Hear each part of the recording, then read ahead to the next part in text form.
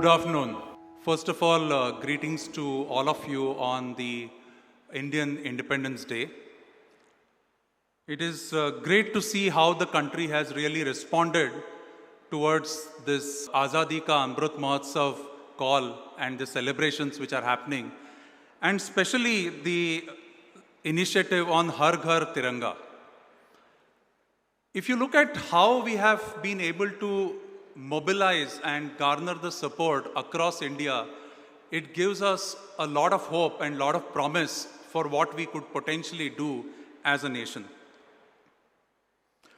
In Jan 2002, that was the time when the flag code was amended, and it allowed individuals to display the national flag at their residences at any time and anywhere in their residential setup. I have been one of those who has had a flag at my residence for the last 20 years. And it's great to have a large number of people join us. It's very important to appreciate why the Har Ghar Tiranga is a masterstroke by our Honorable Prime Minister. I'm sure all of you are concerned about the topics around climate change, sustainability, and various things. And one of the recent changes that has happened is the ban on single-use plastic.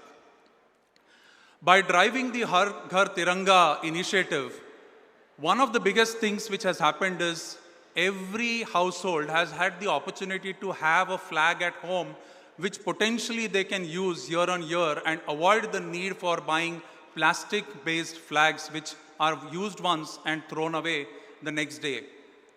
My team at TCS has been working for the last many years on the day after the Independence Day and after the Republic Day, going around the cities and collecting the discarded flags to ensure that there is respect given to the flags which are used.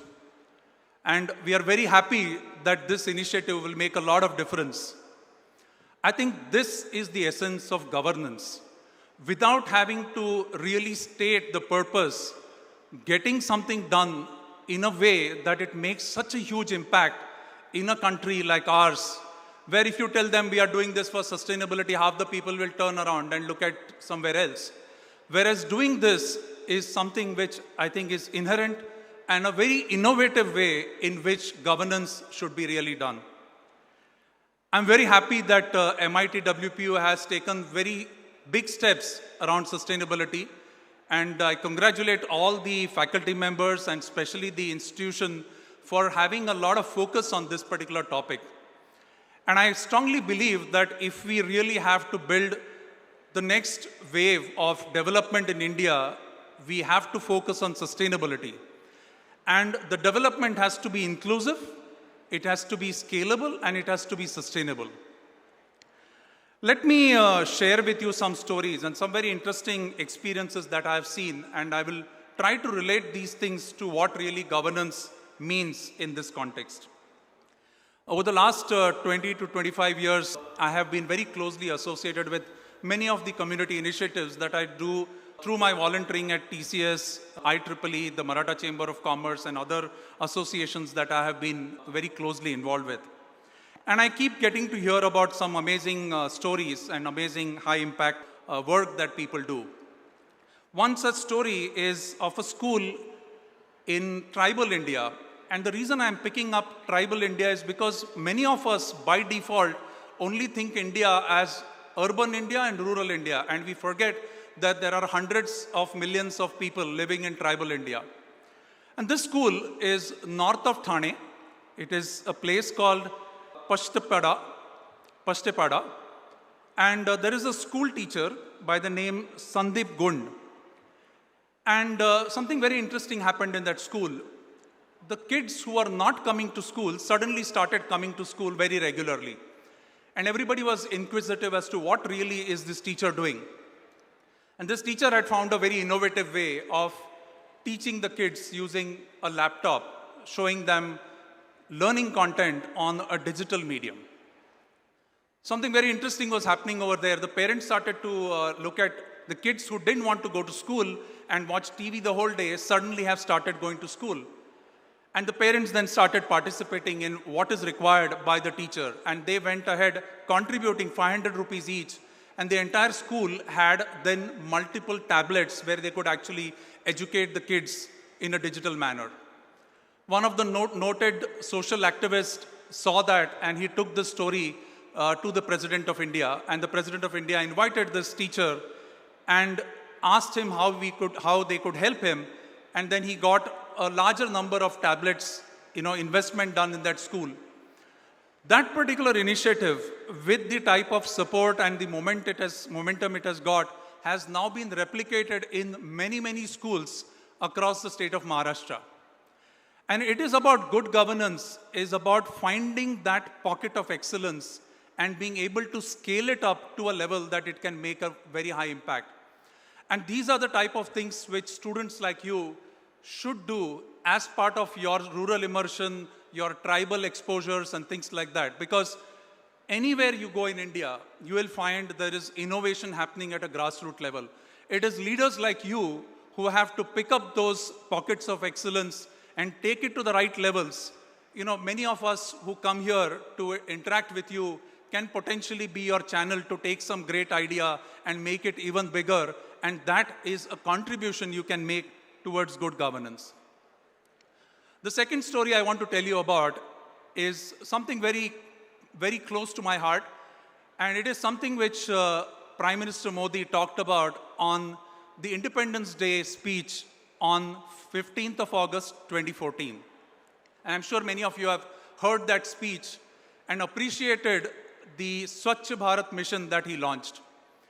The next day, after Swachh Bharat mission was launched, our TCS CEO announced 100 crore rupees for the toilet fund, so building toilets in various schools across India. 2019 is a time window when many of these schools have got toilets. You are self-sufficient as far as sanitation is concerned. But the important aspect is to look at what has really changed in that 5 years of implementing of the toilet program as part of Swachh Bharat mission. There were schools in rural India where there was dropout in girls in the age when they reach adolescence. Approximately 85% girls used to stop coming to school because there was no toilets in the school. It is, for all of us out here, probably you are very privileged to have a very good facility, a great campus like this and stuff like that. But you go to rural India and you'll find this particular gap. 5 years of rollout of the toilet program and that 85% dropped to 25%. And we heard Professor Dhande talked about information. Information is the key to good governance. However, is 25% good enough? Or 25% is still shameful for a country like us, which takes pride in saying that we want to be at the leading edge, we want to be very techno-savvy and things like that. So great story emerged in the state of Andhra Pradesh. The new Andhra Pradesh Chief Minister, Jagan Mohan Reddy, challenged his team saying that why should that 25% be there? Why can't we bring it down to a very small number?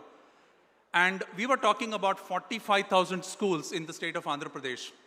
And my team was very closely involved in that entire transformation program. This was just pre-pandemic. And we actually deployed an AI-based solution into automated sanitation inspection. That's what that program is called. With the software and the technology that we have built in, we are now able to monitor the cleanliness in toilets, washrooms, kitchen area, dining area, multiple locations using AI. The first year, obviously it was the year of the lockdown. We did it as a pilot in Krishna district. The second year, we actually rolled it out to the entire state of Andhra Pradesh. The third year, that is this year, we have been monitoring what has been the impact. Again, linked it back to good governance. The Chief Minister, the Education Minister, the Health Minister, and the Sanitation Minister all are actively looking at the data that is published. This data is available for anybody on their website.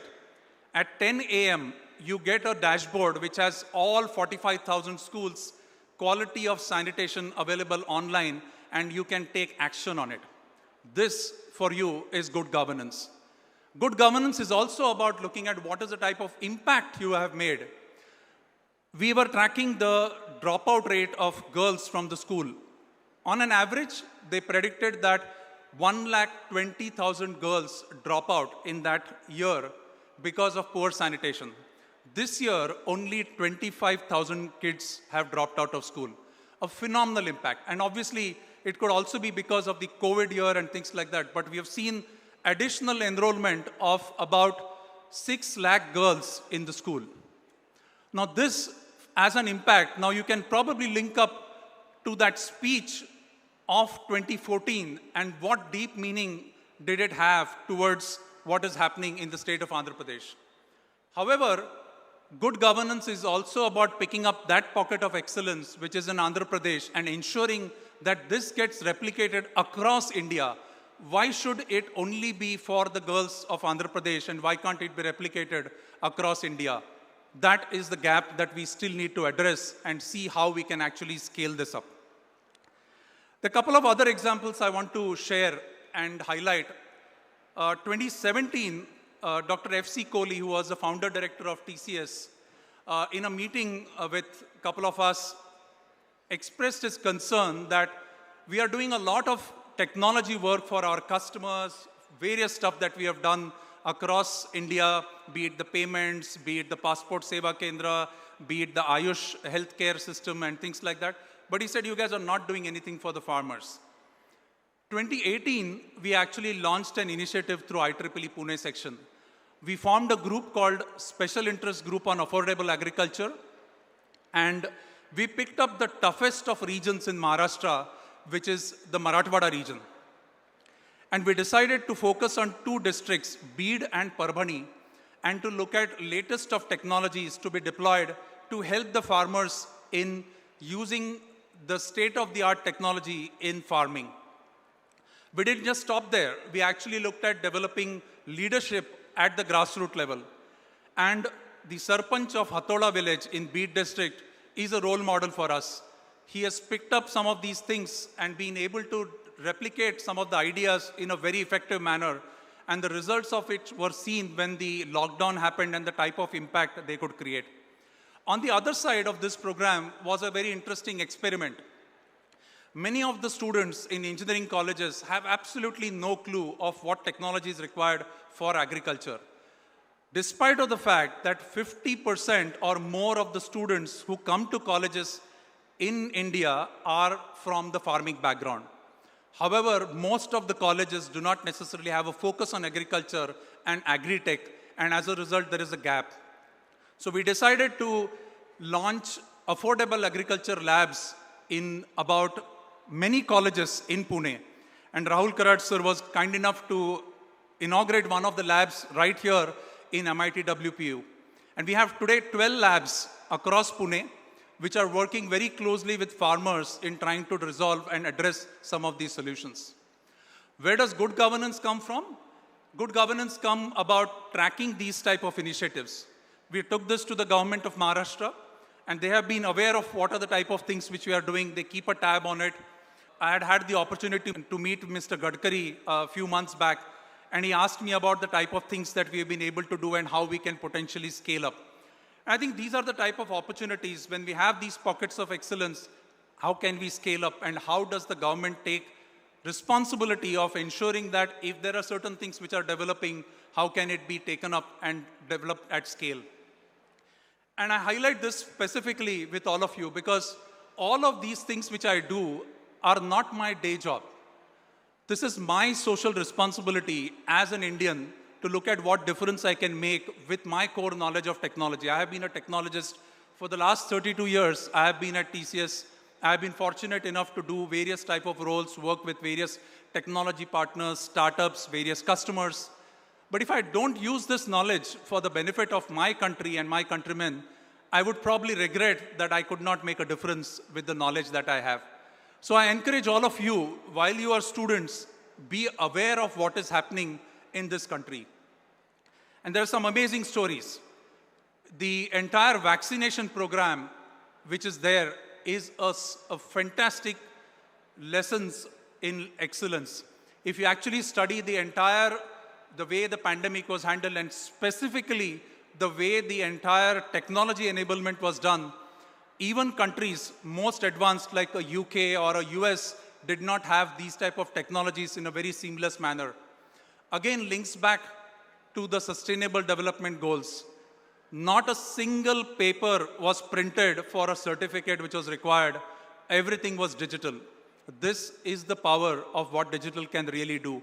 And I strongly believe that scaling up digital will play a very significant role in driving the good governance aspect. And hence, every student, every aspirant who wants to get into public service has to very closely monitor and track what is the new technology coming up and how is the government benefiting from something like this and how it will make a difference.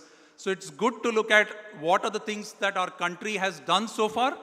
Feel very proud about it. We are not learning from somebody else and deploying it. We are leading the way. We are telling the world that this is how good governance should be. This is how digital will make a difference towards governance. So I encourage each one of you to keep a tab on all that is happening. And I wish you all the best in your academic life as well as in your social leadership. Thank you.